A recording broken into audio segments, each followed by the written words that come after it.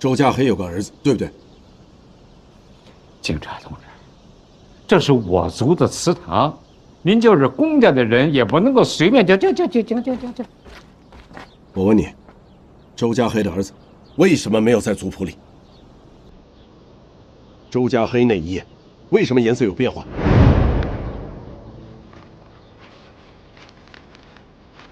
是不是被人替换了？谁换的？还有什么隐瞒？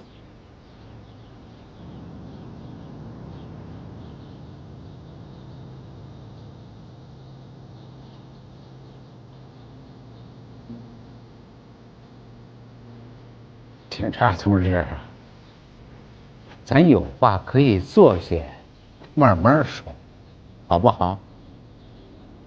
请。请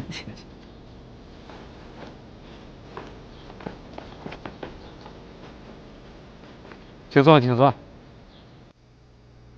大明啊，太不小心了，管子还没想完呢，你就能下去呢？嗯？他还有个孩子，不是被那女的带走了吗？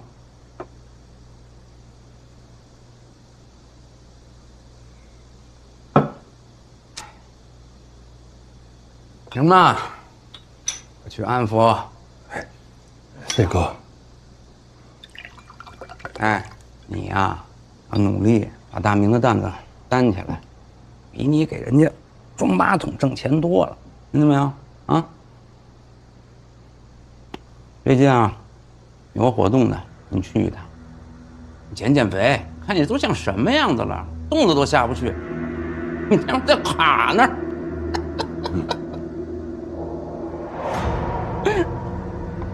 听见没有？谢哥。大明啊，你说干了这么多年了，这不找死吗？哎，多废！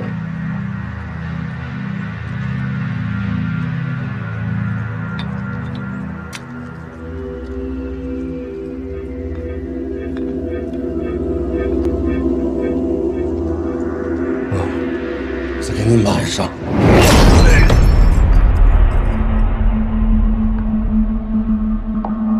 是我欺负你。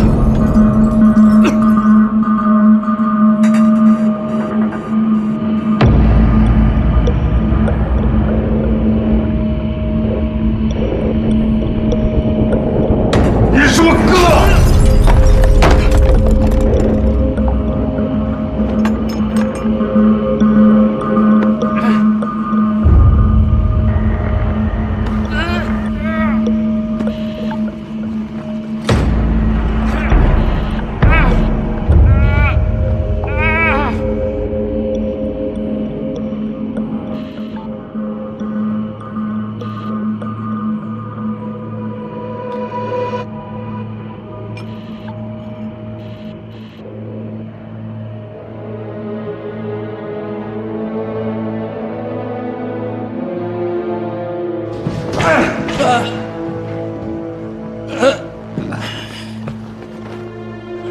我给你钱，100万、500万，哥全给你，你放了哥。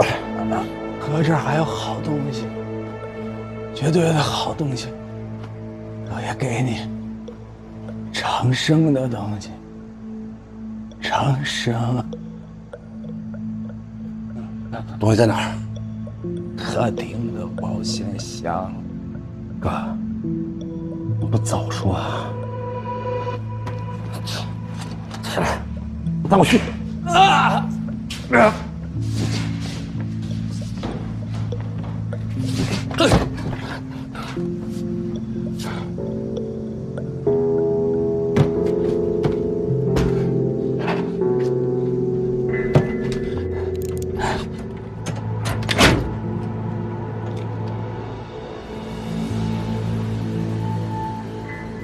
家，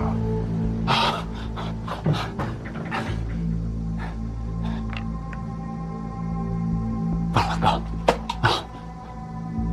哥，把钱也都给我装起来。好。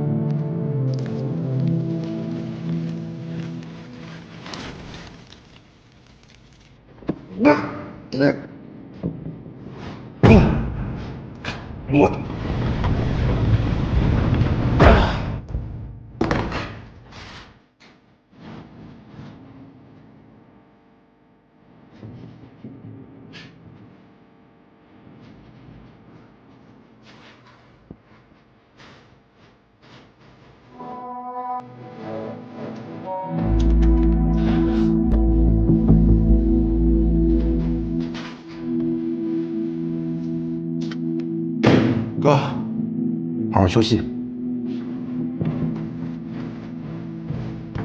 老组长，窝藏包庇也是犯罪。你能说出实情，我们会宽大处理。麻烦你跟我们走一趟吧。有件事情确定了，周家黑有个私生子叫周大爷，而且他收养了周大明。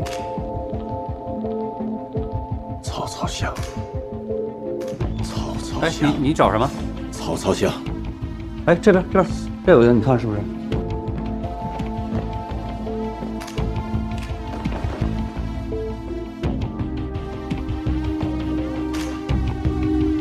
一切的始作俑者就是周家黑，周立村的盗墓头子。而且这个周家黑下墓的时候有个特殊的爱好。周大爷继承了周家黑的事业，也继承了他的爱好，还成了盗墓团伙的上家，而周大明却成了下地的土夫子。大爷、大明，你们两个听好了，我在下边藏了几个玉件，半炷香的功夫，你们要找到他。找到者赏，超过半炷香的罚。开始。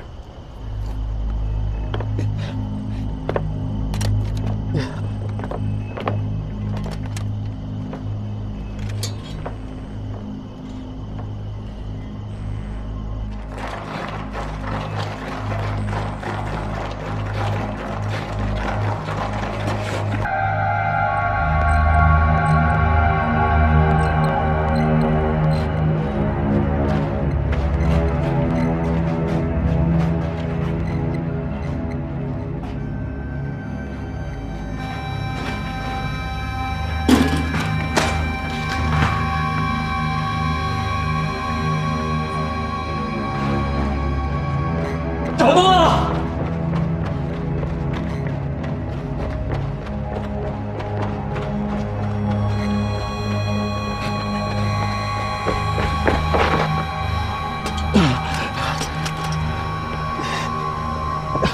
爹，找到了。不足半炷香的功夫，很好。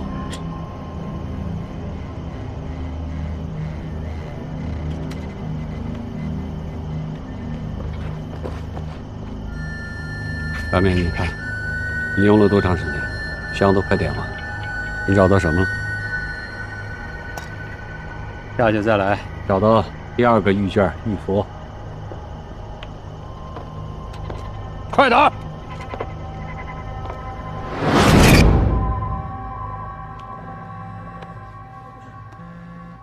喂，2楼。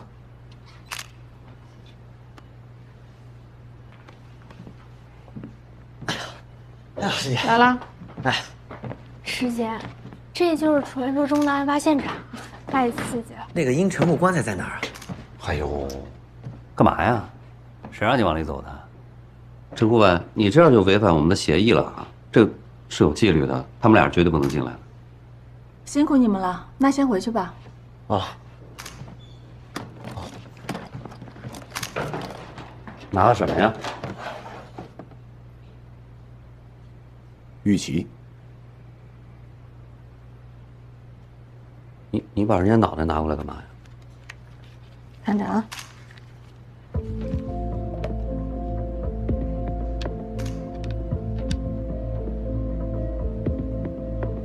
是不是很完美？这说明10年前，周家黑确实去了古墓里面，拿走了国君的牙齿。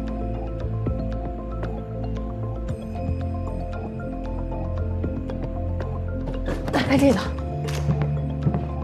你这里边又装了什么呀？龟甲。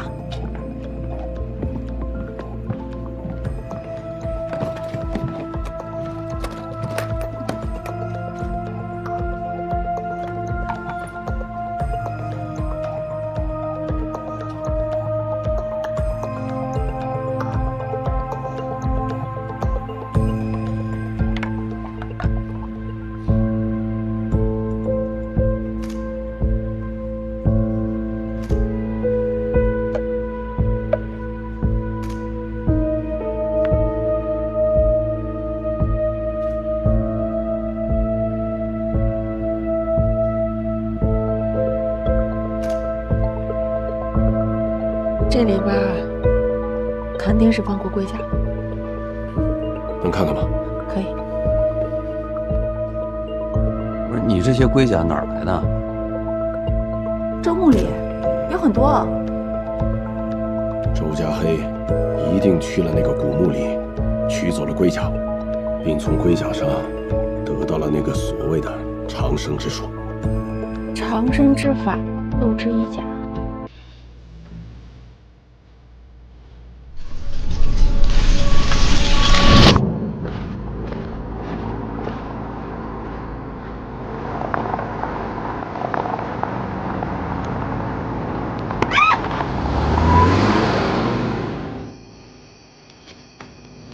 我这弄好了。来车了。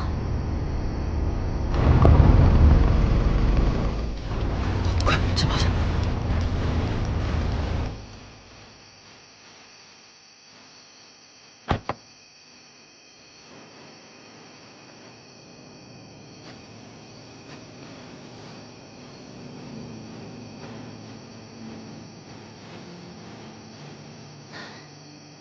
你看，要不咱们走吧？等会儿，好家伙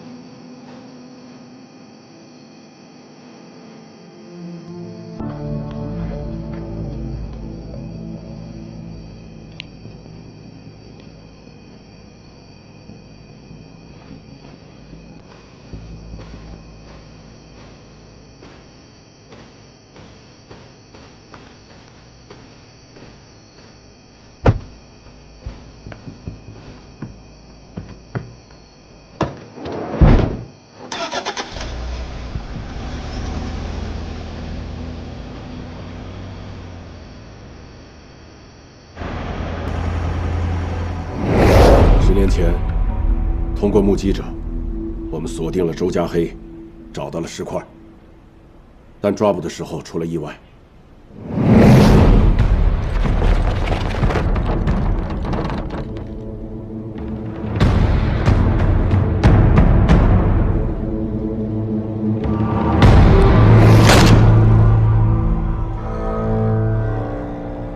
周家黑畏罪自杀，把自己的一切都留给了他的私生子周大爷，包括那块龟甲，还有上面的邪术。这个周大爷他痴迷于邪术，还睡棺材，吃保养品，所以我怀疑他可能是在炼丹药。要不是亲眼看见，你谁能相信这个年代还会有人干这个呀？邪门歪道也可以代代相传。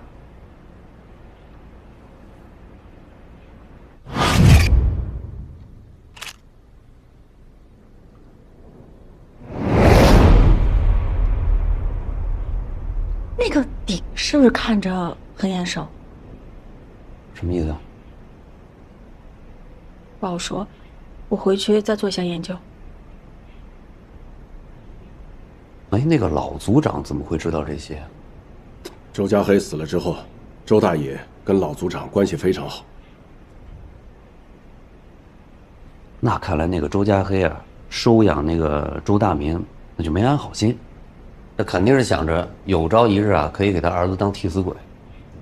很有这个可能。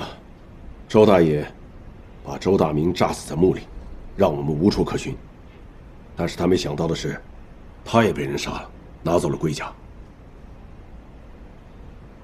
看来这块龟甲就是个祸害啊！徐队，哎，死者胡孝明，也就是周大爷。我们根据他的通话记录、户籍记录还有人际关系做了筛查，他父母双亡，没有直系亲属。跟他来往密切的人大概有3种，一个是有文物犯罪前科的几个手下，还有一个是搞文物收藏买卖的，另外还有2名女性，跟他联系的时间大概都是晚上，我估计是他的情人。老林，他刚刚说那几个人啊，咱们都得再审审。什么长生之神啊，纯属胡扯啊！都是迷信。坏人都能长生不老，那这世界不完了吗？哎呀，有句话说得好啊，好人不长命，坏人活千年。所以啊，需要我们这些人，让那些坏人活不长。但是你说啊，周大爷父子2代人为了这件事情这么疯狂，这么痴迷，是为什么呢？迷信啊，为什么呀？那周大爷身体的变化怎么解释？那肯定吃药了呀，这有什么不好解释的？就周大爷炼的那些所谓的丹药里边都有催情的成分，老郭那边都检验出来了。那你不要忘了呀，古玉国古墓里国君的齿龄比他实际年龄要小20岁。那是你认为好吗？这里边肯定有猫腻。我是在跟你探讨逻辑，探讨学术。你所有的探讨你都不能违背常识，对不对？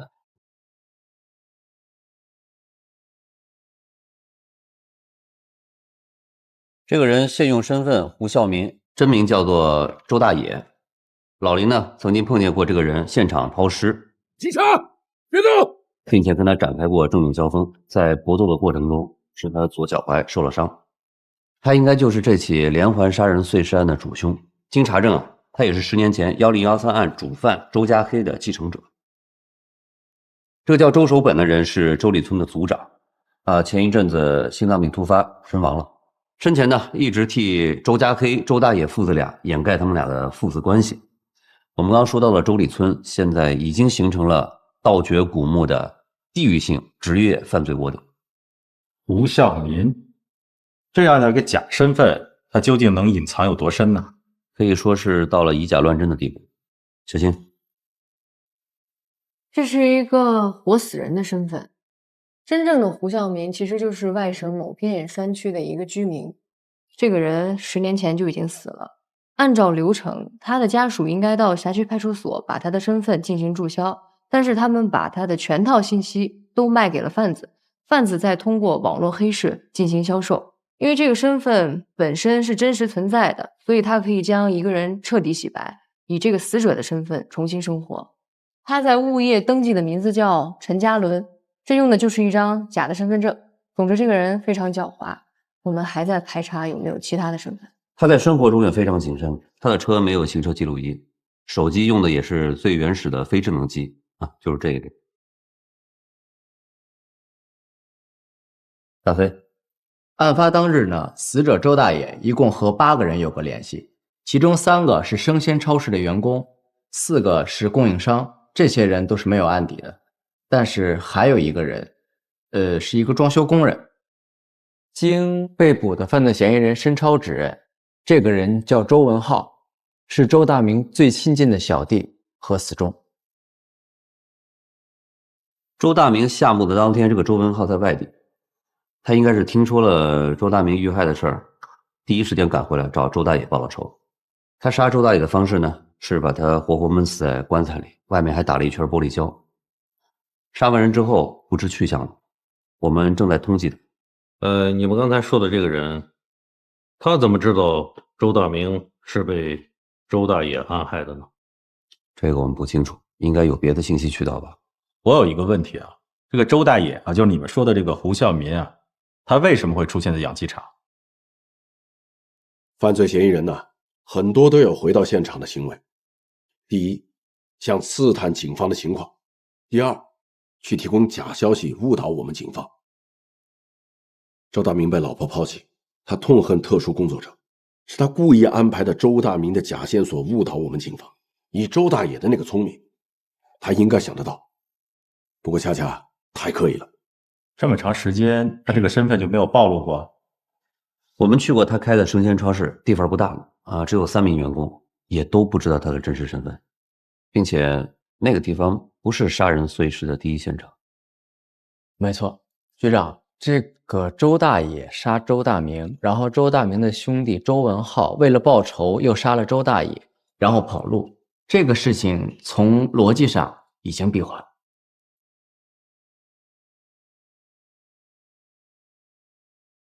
既然已经确定了周大爷的主凶身份，那他的家会不会就是杀人分尸的现场呢？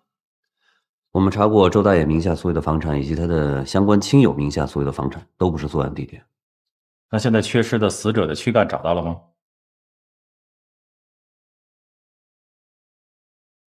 目前还没有。不排除物理灭失的可能性。现在目前首要的任务呢，就是集中力量抓捕周文浩。只要周文浩早日归案，我们的案件就一定会有大的进展。我想啊，他们应该有同伙。大飞说闭环了，我觉得这个闭环太完美了。到目前为止，没有一个核心人物落在我们警方手上。大家想一想，那几包人头、残肢那么重，一个人一个晚上背着放进下水道，这是不可能的事情。10年前，周家黑杀人、分尸、抛尸，10年后，他的儿子用同样的手法去犯案，而且抛尸的手法和陈南提供给我们的古玉国神秘祭祀有着千丝万缕的关系。我觉得很可能是有人追求长生不老的邪术，根本的东西不解决，会有下一个周家黑、周大爷，或许已经有了。